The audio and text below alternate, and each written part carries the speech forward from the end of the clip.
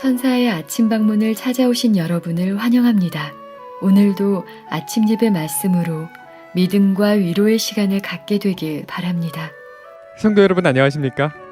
오늘도 아침 예배에 찾아오신 성도님들을 진심으로 환영합니다. 초대교회 시대 바울은 유대인과 이방인들을 어떻게 연합시키셨을까요? 오늘 말씀을 통해서 바울의 사상이 무엇이며 우리에게 주시는 교훈은 무엇인지 배우는 귀한 시간 되시길 간절히 바랍니다. 이제 기도하겠습니다.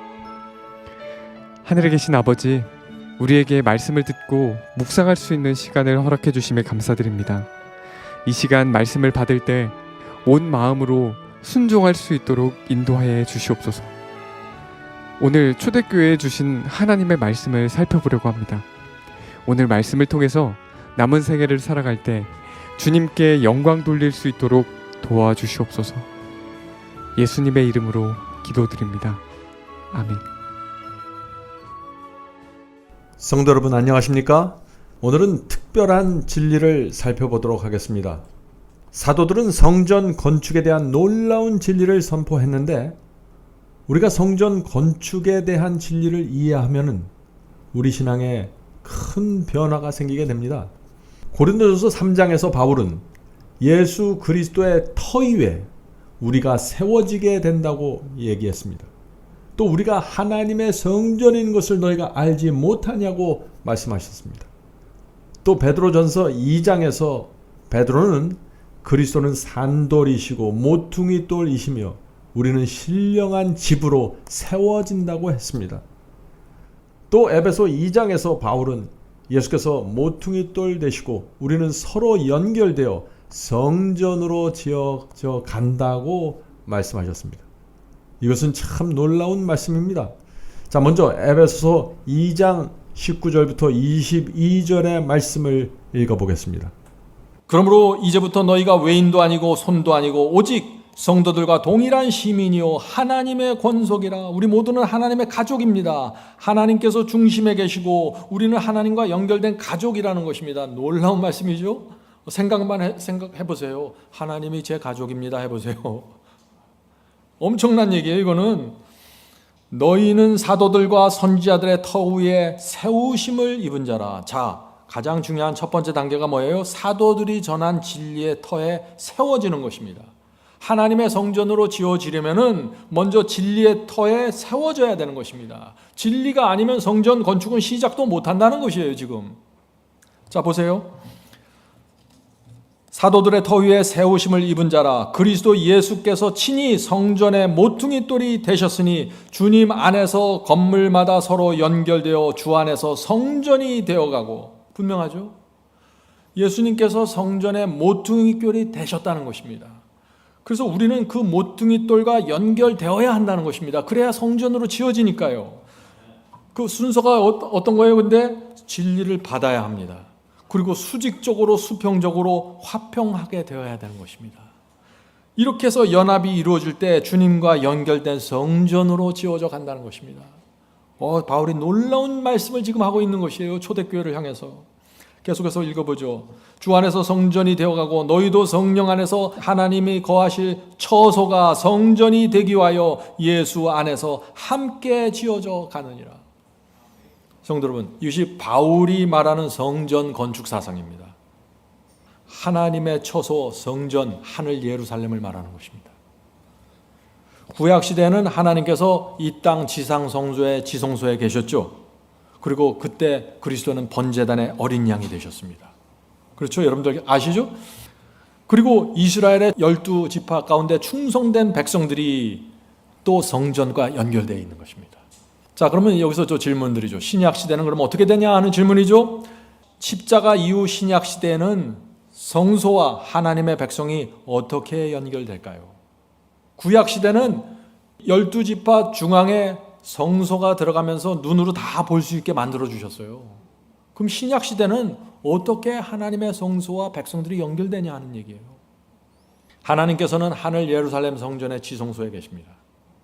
그리고 그리스도께서는 하늘 예루살렘 성의 모퉁이 떼리 되셨다고 바울이 말하는 것입니다.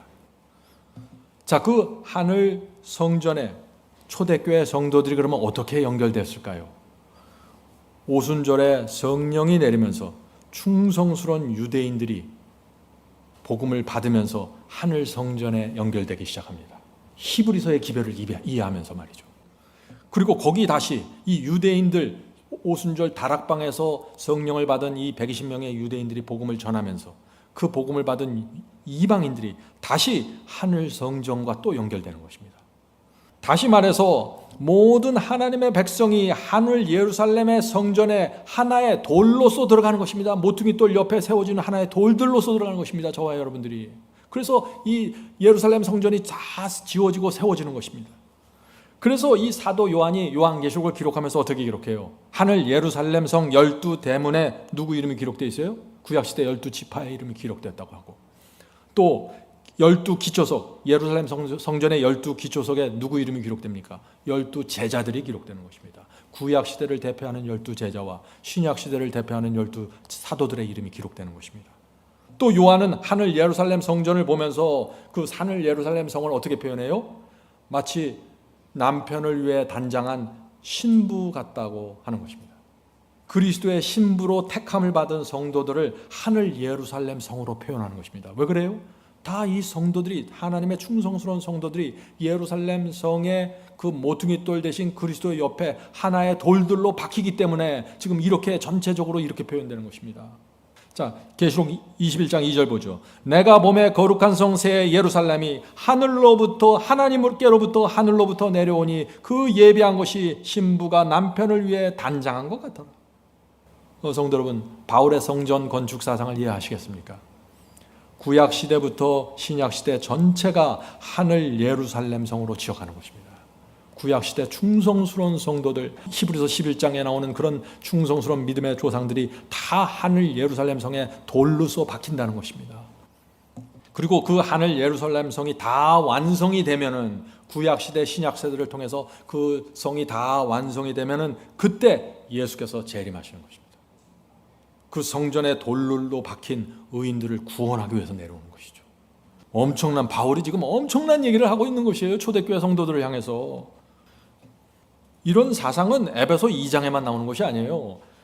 바울이 고린도전서 3장에서도 똑같은 얘기를 합니다. 고린도후서 6장, 또 베드로전서 2장에서도 사도 베드로도 똑같은 얘기를 하고 있는 것입니다. 이것이 사도들이 모두 갖고 있던 성전 건축 사상입니다. 성도 여러분, 지금은 이런 얘기가, 이런 사상이 자연스럽게 들리고 아주 멋지게 들리죠. 그런데 1세기에는 아니에요. 1세기에는 이방인들이 유대인과 함께 성전으로 지어진다 하면 이거는 충격적인 이야기입니다. 유대인들 입장에서 말이죠. 구약 시대에 하나님의 성전을 지을 때 이방인들은 참여도 할 수 없었어요. 유대인들 중에 레위 지파의 제사장들만 뽑혀갖고 성소에서 봉사할 수 있었습니다. 성소는 특별한 곳이에요. 제사장들이 성소에 들어갈 때 물두멍에서 신을 벗고 손과 발을 씻어야만 들어갈 수 있었어요. 그렇게 손을 씻지 않고 들어가면 어떻게 해요? 다 죽임을 당했다고 말하는 것입니다. 하나님께서 이 셰키나 영광으로 빛나는 거룩한 곳 지성소에 임재했습니다. 그래서 유대인들 머릿속에 이 성전은 굉장히 거룩하고 아무나 접근할 수 없는 곳입니다. 그런데 하물며 이방인들이 감히 이런 사상을 갖고 있는 것이에요. 그래서 이 유대인들에게 있어서 이 성전, 그들이 갖고 있었던 예루살렘 성전은 놀라운 자랑이었습니다. 이것은. 그런데 예수께서 이 땅에 오셔서 또 충격적인 장면들이 펼쳐집니다. 어떻게 해요? 예수님이 하나님의 아들이라고 말하는데 사마리아 여인과 만나서 대화하는 거예요. 로마 백부장의 종을 고쳐주는 것입니다. 수로보니게족 여인의 딸을 또 고쳐주는 것입니다. 이런 일들을 유대인들이 보면서 도무지 이해할 수 없는 것이에요. 예수께서 또 어떻게 해요? 또 병자들을 돌보고 또 문둥병자를 고치고 그들을 만져주는 것입니다. 대화하는 것입니다. 유대인들이 절대 안 된다는 선을 예수께서 막 넘어가시는 거예요. 그리고 유대인들이 그렇게 아끼고 자랑스럽게 생각했던 성전 안에 들어가서 어떻게 했어요? 예수께서 상을 뒤집어 엎으십니다. 이 모든 것이 유대인들의 눈에는 도무지 이해할 수 없는 것입니다. 성도 여러분, 유대인들은 왜 진리를 정확하게 보지 못했을까요? 그들이 구약시대 모든 메시아에 대한 예언을 들고 있는데 그들이 그렇게 아끼던 성전의 모든 것들이 그리스도를 표상한다는 핵심적인 진리를 놓친 것입니다. 율법을 만드신 분이 그리스도 자신이라는 사실을 놓쳐버린 것입니다. 그리스도를 통하지 않고는 아무도 하나님께 갈 수 없다는 사실을 몰랐어요. 그래서 예수께서 이 땅에 오셔서 이런 말씀을 하실 때 전혀 이해할 수 없는 것입니다. 자, 요한복음 10장에 나오는 말씀이죠. 요한복음 10장 9절. 내가 문이니 누구든지 나로 말미암아 들어가면 구원을 받고, 요한복음 11장 15절. 나를 믿는 자는 죽어도 살겠고. 전부 예수께서 나를 지금 말씀하고 계시는 거예요. 요한복음 14장 6절. 나로 말미암지 않고는 아버지께로 올 자가 없느니라. 예수님이 아니면은 아무것도 안 되는데 유대인들은 전혀 모르는 것입니다. 다른데 헛된 것을 짚고 있는 거예요, 지금. 그런데 놀랍게도 이 바울이 이 진리를 정확하게 보는 것입니다. 그리스도는 하늘 예루살렘의 모퉁이 돌이 되셨다. 유대인과 이방인 모두 반드시 그 모퉁이돌과 나란히 연결되어야 한다고 선언하는 것입니다. 자, 질문을 드리죠, 그러면은. 자, 그렇다면 우리가 어떻게 하늘 예루살렘의 모퉁이돌 예수님과 연결될 수 있을까요? 이것이 어떤 경험이냐 하는 것입니다. 예수께서는 나는 길이요 진리요 생명이라고 하셨죠. 그러므로 예수님과 연결되려면 예수께서 가신 길, 예수께서 주신 진리, 예수님의 생명, 이것과 연결되어야 하는 것입니다. 이것과 연결되면은 하늘 예루살렘 성의 모퉁이돌에 연결되게 되는 것입니다. 어떻게 연결되냐? 예수님과 어떻게 연결되냐? 시작점이 뭐예요? 시작점? 진리의 말씀을 받는 것부터 시작이 된다는 것이죠. 진리의 터 위에 서는 데부터 시작이 된다는 것입니다. 거짓 복음을 받으면 시작도 못하는 것입니다. 하늘 예루살렘 성하고는 전혀 관계가 없어요. 거짓 복음은. 이것이 정확해져야 돼요. 그래서 제가 여러분에게 계속 진리를 마음에 새겨야 됩니다. 새겨야 됩니다. 계속 얘기하는 것이에요. 성령께서는 이 진리의 영이기 때문에 어떤 사람의 진리를 받으면 즉시 성령께서 역사하기 시작합니다. 날마다 성령께서 그 진리를 받은 사람의 양심 속에 찾아오셔서 알려주시는 것입니다. 그것은 길이 아니다. 알려주십니다. 그것은 진리니까 붙잡아야 된다. 알려주십니다. 그것은 생명이 아니다. 그쪽으로 가지 마. 알려주시는 것이에요. 이렇게 성령께서 알려주시고 인도하시는 대로 따라가면은 그것이 바로 하늘 예루살렘 성전의 돌로 박히는 것이에요. 모퉁이돌 옆에 서는 것입니다. 그것이. 성도 여러분, 제가 이것을 얼마나 강조해야 될까요? 우리가 날마다 말하고 행하고 사는 것이 하늘 예루살렘 성전 건축과 직접 연결이 되어 있다는 사실을 이해하셔야 돼요. 지금 바울이 그걸 말하는 것입니다. 이 바울의 성전 건축 사상을 이해하는 성도들은 놀라운 신앙으로 들어가게 되는 것입니다. 그런데 오늘 우리가 나눈 이 하늘 성전이 어떻게 건축되는지를 모르면 어떻게 될까요? 전혀 엉뚱한 데를 짓게 돼요. 신앙이 쉽게 무너집니다. 주님을 믿는다고 말하면서 계속해서 생각 없이 죄를 범하면서 살게 됩니다. 하늘 예루살렘 성과 아무 관계없이 교회 다닙니다. 수십 년 교회 다니는데 하늘 예루살렘 성전 건축과는 상관이 없게 되는 것이에요. 얼마나 무섭습니까? 자, 베드로는 이 초대교회 성도들에게 분명한 말씀을 줬는데 어떤 말씀을 줬냐면 어떻게 성장하고 어떻게 자라는가를 보여줬습니다. 사람들이 이 사도들의 복음을 받고 교회를 찾아왔습니다. 초대교회를 찾아왔어요. 그런데 이 찾아온 사람들이 교회 안에서 어떻게 성장하고 자라는지에 대한 분명한 기준을 제시해 줍니다. 베드로전서 2장 2절부터 9절입니다. 갓난 아이들 같이 순전하고 신령한 젖을 사모하라. 이 한마디의 말씀 속에 깊은 의미가 담겨 있어요. 이 갓난 아이들이 얼마나 이 배고픈 아이들이 그 젖을 사모하는 그 심정 아시죠? 그렇게 사모하라는 것입니다. 그런데 그냥 아무 젖이나 먹지 말라는 것이에요. 갓난 아기들이 먹는 그 젖이 신선하고 깨끗해야 된다는 것입니다. 만약 이 젖이 신선하고 깨끗하지 않으면 아기들이 어떻게 될까요? 큰 문제가 생기죠. 잘못하면 죽습니다. 그리스도인도 마찬가지입니다. 반드시 순수하고 깨끗한 복음을 먹어야 됩니다. 그래야만 성장하게 되는 것입니다. 성경 그대로의 복음이 필요한 것입니다. 여기에 다른 것이 섞이면 무너지는 것입니다. 자, 계속해서 읽어보죠. 신령한 젖을 삼아라. 왜냐하면 이로 말미암아 너희로 구원에 이르도록 자라게 하려 함이라. 분명하죠? 순수하고 깨끗한 말씀을 먹어야만 구원에 이를 수 있게 성장한다는 것입니다. 섞인 복음으로는 안 된다는 것입니다. 오늘날 많은 분들이 고민해요. 어떻게 내 신앙이 자랄 수 있을까? 성장할 수 있을까? 첫 번째 단계가 뭐예요? 순전한 젖을 먹어야 된다는 것입니다. 깨끗한 진리, 섞이지 않은 복음을 먹어야 된다는 것입니다. 거기서부터 시작이 되는 것입니다. 왜냐하면 이로 말미암아 너희로 구원에 이르도록 자라게 하려 함이라. 너희가 주의 인자하심을 맛보았으면 그리하라. 성도 여러분, 주의 인자하심과 선하심을 맛보아 알았으면은 어떻게 돼요? 순수한 진리를 사모하게 되고, 그렇게 하면 깨끗한 말씀을 먹게 되고, 그렇게 되면 그 결과로 성장하게 된다는 것입니다. 아주 자연스러운 절차입니다. 이 절차와 순서를 정확하게 밟아가는 사람들은 반드시 성장하고 자라갑니다. 변화와 성장이 무엇으로 결정됩니까? 정확하게 이제 대답하실 수 있죠. 어떤 말씀을 먹는가로 결정되는 것입니다. 그런데 사람들이 말씀보다 무엇을 중요시 여긴다고요? 말씀보다 교파와 교회를 중요시 여긴다고요. 그래서 무너지게 되는 것입니다. 자, 4절 보겠습니다. 4절. 사람에게는 버림바가 되었으나, 저는 이 말씀을 읽을 때 마음이 아픕니다. 예수께서 사람들에게 버림바 되셨습니다. 사람들에게 왜 버림바가 됐습니까? 예수님이 생명의 말씀보다 교회를 선택했기 때문에 예수님이 버림받은 것입니다. 사람들에게는 버림바 되었으나 하나님께는 택하심을 입은 보배로운 산돌이신 예수께 나와. 사람들은 인정하지 않았지만 하나님께서는 이 그리스도를 인정하셨습니다. 그래서 이 그리스도께 나오라는 것입니다.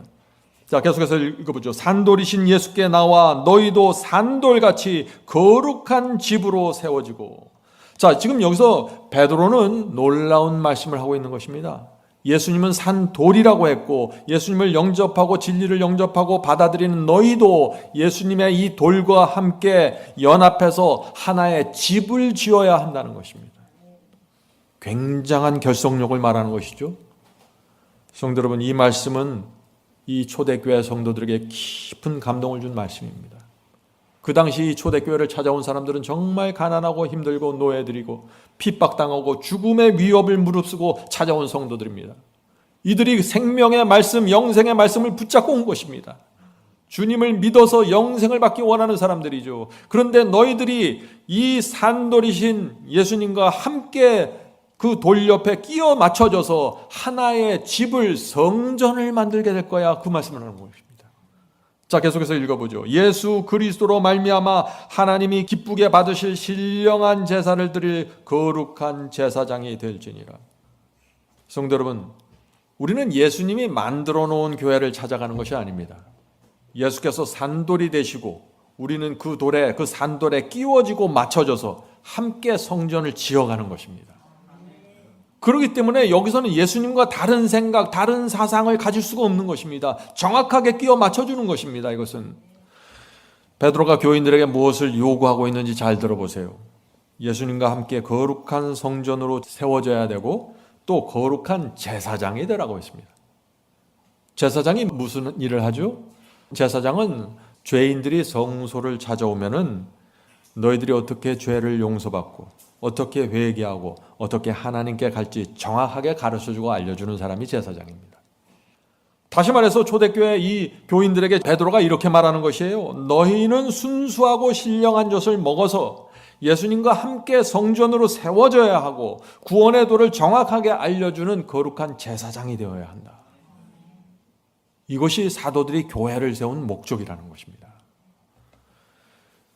성도 여러분, 하나님께서 우리를 부르신 이유가 무엇입니까? 그냥 교회 예배당에 와서 예배드리라고 부르신 것이 아니라는 것이죠. 신령한 젖을 먹고 잘 양육되어서 복음을 전하는 제사장, 여기까지 가야 되는 것입니다. 자, 6절부터 이 베드로가 또 놀라운 진리를 선포합니다. 6절입니다. 성경에 기록하였으되 보라 내가 택한 보배롭고 요긴한 모퉁이 돌을 시온성에 두노니. 하나님께서 택한 이 모퉁이 돌, 산돌이 누구예요? 예수 그리스도십니다. 주님께서 하늘 시온성의 모퉁이 돌로 세워지는 것입니다. 먼저. 그러면 그 모퉁이 돌 옆에 나란히 성도들이 하나의 돌이 돼서 거기서 깎여져서 정확하게 맞춰지면서 들어가게 되는 것입니다. 계속해서.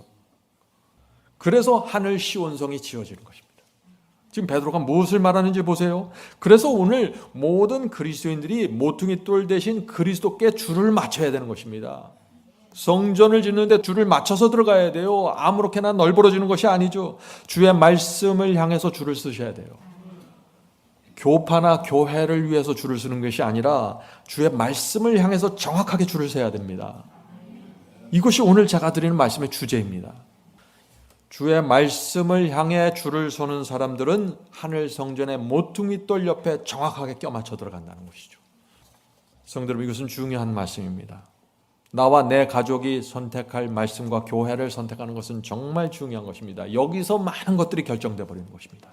자, 6절 보겠습니다. 저를 믿는 자는 부끄러움을 당치 아니하리라 하였으니 그러므로 믿는 너희에게는 보배이나 믿지 않는 자에게는 건축자들의 버린 그 돌이 모퉁이의 머릿돌이 되고 또한 부딪히는 돌과 거치는 반석이 되었다 하니라.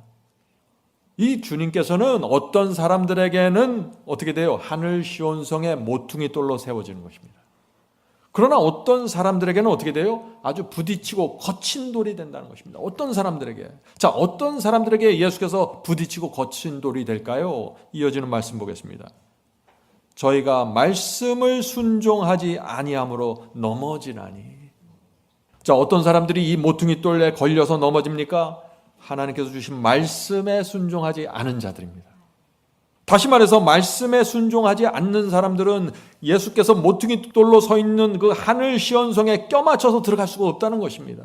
맞질 않는 것입니다. 그 마음과 사상과 그 생각이 맞질 않다는 것입니다. 그 맞지 않는 결과가 무엇으로 나타난다고요? 순종하지 않는 것으로 나타난다고요. 자, 끝으로 에베소서 2장 20절부터 22절의 말씀을 다시 읽겠습니다. 너희는 사도들과 선자들의 터 위에 세우심을 입은 자라. 그리스도 예수께서 친히 성전의 모퉁이돌이 되셨느니라. 주님 안에서 건물마다 서로 연결되어 주 안에서 성전이 되어가고 너희도 성령 안에서 하나님의 거하실 처소가 되기 위하여 예수 안에서 함께 지어져 가느니라. 성도 여러분, 우리는 예수께서 모퉁이돌 대신 하늘 성전으로 지어져 가는 것입니다. 그러므로 모든 그리스도인은 모퉁이돌 대신 그리스도께 줄을 맞춰야 하는 것입니다. 주의 말씀을 향해 줄을 서야 합니다. 교회나 교파를 향해 줄을 서는 것이 아니라 주의 말씀을 향해 줄을 서야 합니다. 성도 여러분, 오늘도 성령 안에서 예수 안에서 우리 모두 하늘 성전으로 지어져 가게 되길 간절히 바랍니다. 모퉁이돌 대신 그리스도 옆에 세워지게 되기를 제가 간절히 기원합니다. 이제 기도하겠습니다. 하늘에 계신 아버지, 하늘 성전의 건축에 대한 진리를 보여주셔서 감사합니다. 모퉁이돌 대신 예수 그리스도의 마음과 저희의 마음이 연결되고 주님의 뜻과 우리의 뜻이 조화를 이루어 하늘 성전의 돌로 우리가 들어가서 세워지게 인도해 주시옵소서. 날마다 우리가 말하고 행동하고 사는 것이 하늘 예루살렘 성전 건축과 직접 연결되어 있다는 이 진리를 마음에 담게 인도해 주시옵소서. 주여, 오늘도 주님께 저희 자신을 드립니다. 주께서 인도하시고 지배해 주시옵소서. 함께 예배드리는 성도들의 발걸음을 오늘도 하늘 도성으로 인도하시고 필요한 것들을 공급해 주시옵소서. 근심 염려 다 주님께 맡기고 주님의 손을 붙잡고 신실하게 하늘 향해 걸어가게 붙잡아 주시옵소서. 예수님 이름으로 간절하게 기도드립니다. 아멘.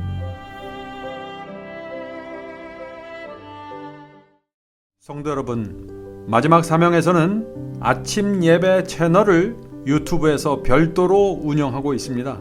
아침 예배 채널에서는 매일 새벽 4시에 예배 영상이 올려지고 있으며 특별히 아침 9시에 예배가 진행됩니다. 아침 9시 예배가 아침 예배 채널의 독특한 특징입니다. 원하시는 분들은 유튜브에서 아침 예배 채널을 별도로 구독 신청하여 주시면 저희와 함께 아침마다 예배 드릴 수 있습니다.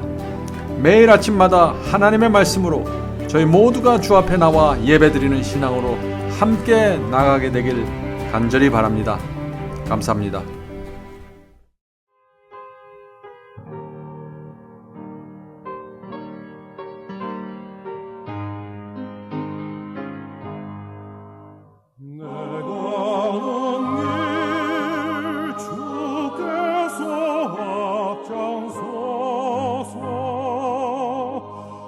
사랑의 손길로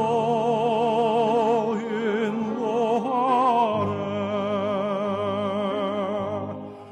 내 입술은 주님을 찬양하니 날마다 기쁨 충만하네. 내가 먼 길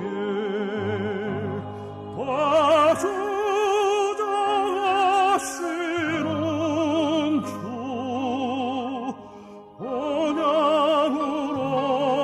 언양으로 날 인도하시니 그 언젠가 내 삶 끝나